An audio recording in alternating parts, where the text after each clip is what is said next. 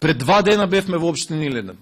Пред 2 дена беше и премиерот тука. Пред 2 дена го пуштивме новото мултифункционално игралиште. Се сеќавате кога го стававме камен темелникот. Луѓе велеа ќе се изгради. Да, сигурно ќе се изгради. Завчера го пуштивме игралиштето. Кога се оди нааму, може да се видат еден куп други работи. Мултифункционални игралишта, големото FIFA игралиште, спортската сала. Може да се види училиштето, основно и средно, кое што се отвори тука во општина Илинден. И така натаму, и така натаму. Покрај овие големи мултинационални фабрики може да се види огромниот погон на ПКБ-ско.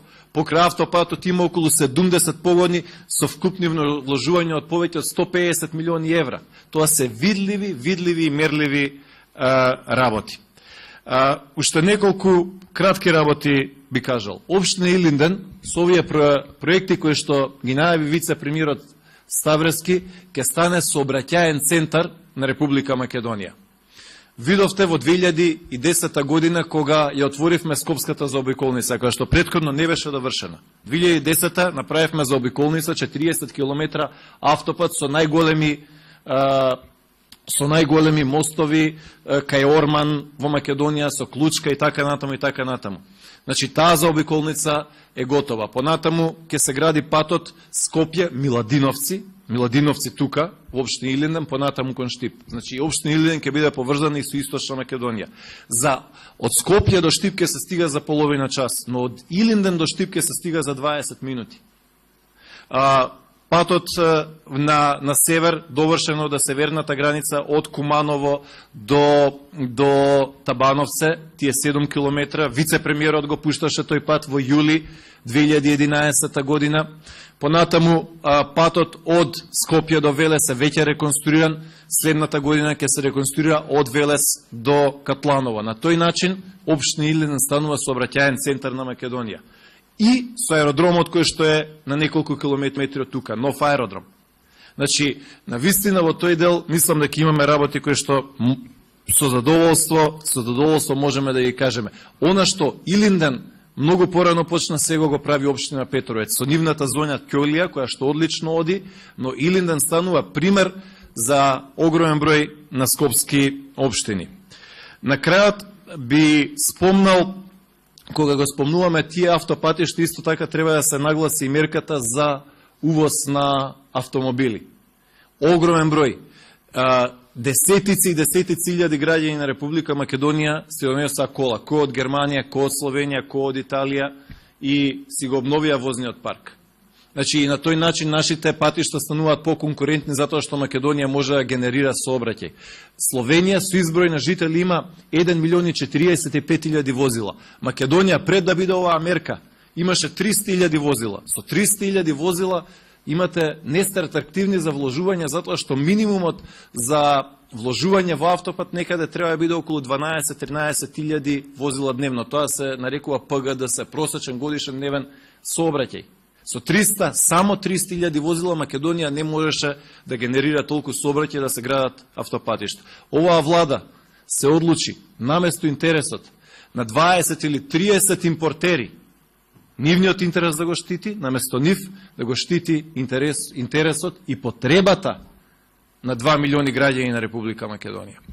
На крајот би спомнал една тема, накратко, која што и тоа како ја засега Македонија.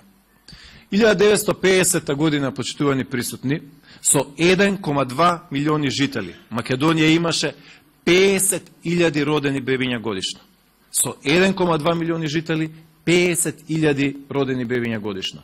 Сега со 2 милиони жители имаме 23.000 родени бебиња годишно. 50-та година Македонија беше земја без патишта, без електрификација, туку што излезена од војна со големи загуби во време на Втората светска војна. 24.000 мртви имавме тогаш од 41 до 44 година. Во тие 1000 денови ние имавме 24 погреби дневно. Македонските мајки закопуваат 24 македонски чеда дневно. И така 1000 денови поред. Значи, и после такви загуби, со 1,2 милиони жители, имавме 50.000 бебиња годишно. Сега со 2 милиони жители, во сосема други услови, имаме 23.000. Таа рецесија на наталитетот за која што се зборува последните години. Би кажал исто така и уште еден мини пример. Со 23.000 годишно родени, ако го помножите тоа со 75, тоа е просечен годишен животен век во Македонија, се доаѓа дека 75 генерации по 23.000, Македонија ќе има 1,7 милиони жители. Тоа е намалување од 300.000, значи во Втора светска војна сме се намалиле за 24.000 луѓе. Скопскиот земјотрес 1200 загуби. 2001 година 100 загубени луѓе. Наредните неколку децени 300.000 ќе имаме намалување на населението. Од тие причини оваа влада воведе неколку мерки. Воведе поттик за раѓање на трето дете. Подршка 8.300 денари во текот на 10 години. Која секе се собере, тоа се некаде околу 1.500 евра годишно за секој трето родено дете. Во тек на 10 години тоа се 15.000 евра.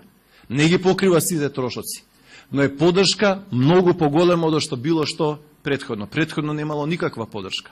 15.000 евра за секоја мајка која што ќе роди трето дете, независно дали е вработена или невработена, дали е рурална или урбана средина и така натаму и така натаму. Секоја мајка што ќе роди четврто дете, доколку не остварила право на пензија со 62 навршени години, ќе оствари со самото тоа што родила четврто дете. Бесплатни учебници. Бесплатни учебници значи уште една подршка на домашниот буџет. Бесплатни ХПВ вакцини во функција на женското здравје. Затоа што знаеме дека тоа може да има и канцерогени последици. Инвитро оплодување. Инвитро оплодување за прво дете, а пред 2 месеци и уште една одлична мерка за поздравување, инвитро оплодување бесплатно на сметка на државата до 3 обиди и за второ дете. Бесплатен превоз на учениците. И така натаму, и така натаму. Значи, да, факт е дека има економски проблеми, сите ги чувствуваме, гледаме што се случува во Европа и светот, но сето ова се мерки кои што за жал претходните години и претходните децении ги немало. ВМРО ДПМН е почитувани присутни. Е партија која што е приврзана на семејните вредности. За нас бракот е исклучиво заедница помеѓу еден маж и една жена.